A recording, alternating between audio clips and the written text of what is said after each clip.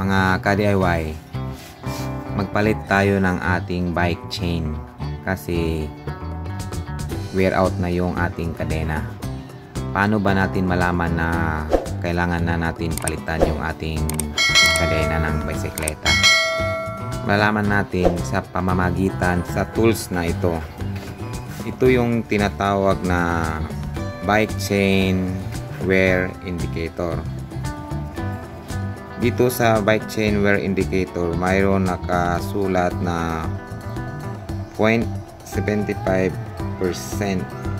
saka 1%. Depende kasi kung ilang speed ang ating bike.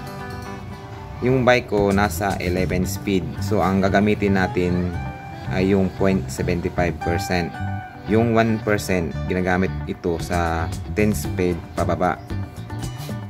Yung bike na ating susukatan is 11 speed. So gamitan natin siya ng 0.75%.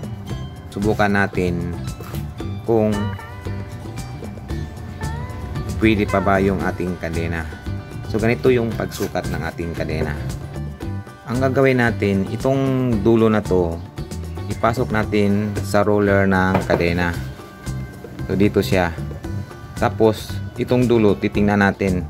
Itong 0.75% ang ating ginagamit. Ganyan.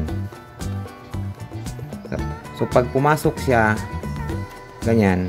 So pumasok siya, kailangan na natin palitan yung kadena. Dapat ito hindi siya papasok. Ito pasok na pasok, maluwag na siya. So kailangan natin palitan ng kadena dahil wear out na siya. Kasi pag hindi natin papalitan tong kadena, masisira yung ating cogs. Magtatabingi yung mga ipin niya. So mas mahal kasi yung cogs kung masisira to kaysa itong kadena. Itong cogs kasi nasa 4,000 plus to. Tapos sa kadena mabili lang natin na 600. So kailangan natin i-maintain lang na natin yung kadena na papalitan natin. Pag goods yung ating kadena, hindi siya papasok ng 0.75. Subukan natin yung ating isang bisikleta na 11 speed din.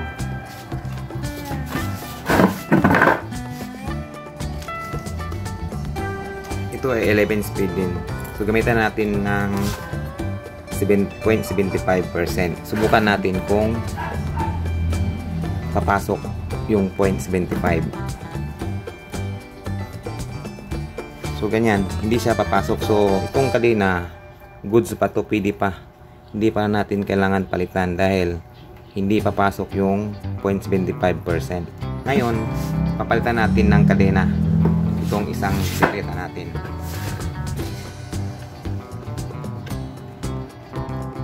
Tatanggalin natin tong lumang kadena. Palitan natin siya ng bagong 11 speed na kadena, ito yung KMC. So sa pagtanggal ng kadena, hanapin natin yung missing link. Doon tayo magputol. So ito yung missing link. Ito.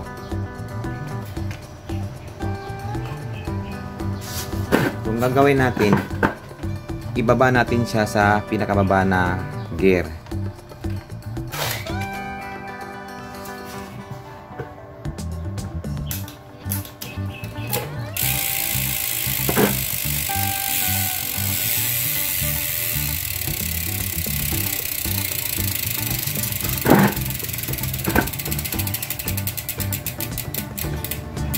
So ito yung missing link. So ang gawin natin,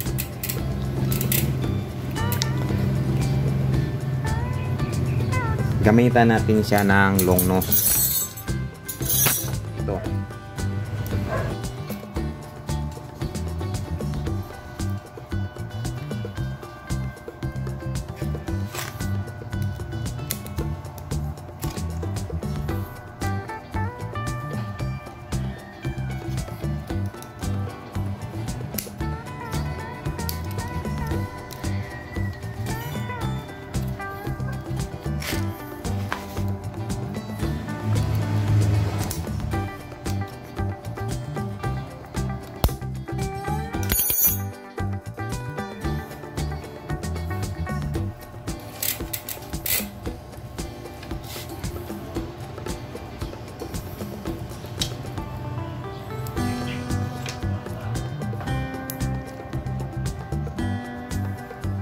Yung natanggal na natin yung missing link. Ito yung missing link.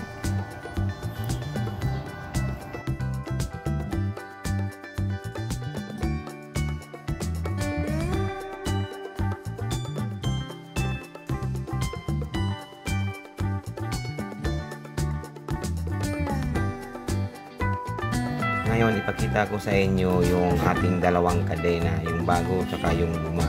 Side by side sila. Napapansin nyo, itong luma, habang lumalayo tayo, bawat link unti-unting umuurong, hindi na siya sumasabay sa bago nating kadena.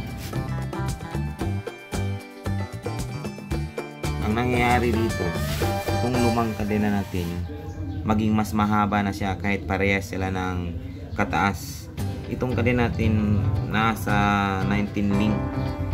So ito, yung luma at bago 19 link, parehas sila.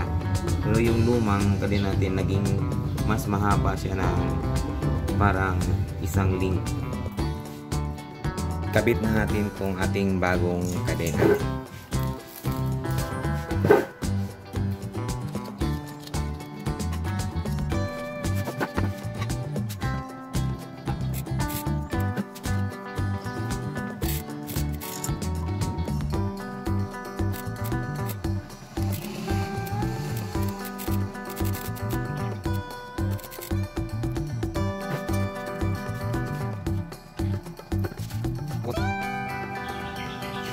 Ilagay na natin tong missing link para maidugtong na natin tong ating kadena.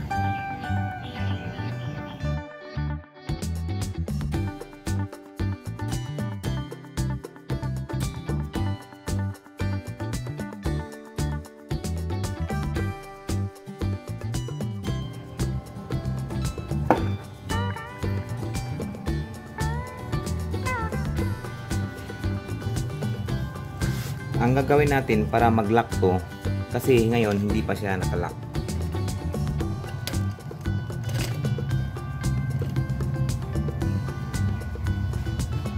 Ito yung missing link, hindi pa siya nagla-lock. So, para mag-lock to, itong missing link, iikot natin yung kadena para umakyat dito. Tapos, ibigla natin siya i-crank para ito mag-inat siya, mahila siya.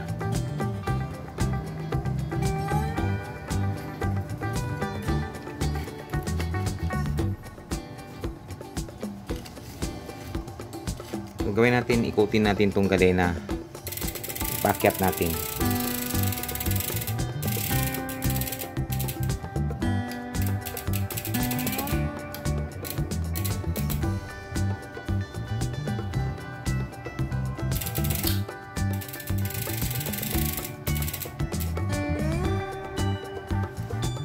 Ngayon yung missing link natin ay nandito na.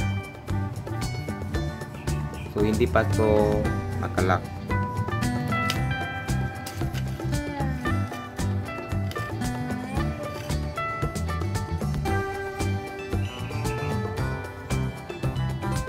Kung gagawin natin, ibigla natin siya ipadyak. So ito, ipadyak natin siya. Gamit natin ang kamay.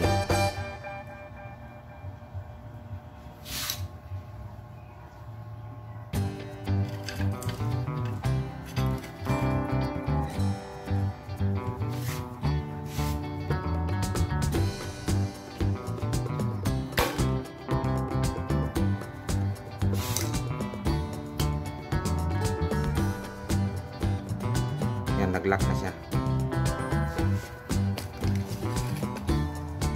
Ngayon, sukatin natin, subukan natin yung bagong kadena.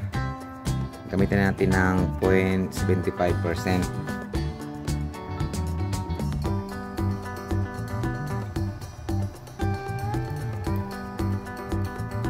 Yan. Hindi siya pumapasok dahil bago. Yan, mahirapan ipasok yung 0.75%. So, okay na. Yung kadena natin, napalitan na natin ng bago. Hanggang dito na lang. Like and subscribe na lang sa aking channel. Salamat.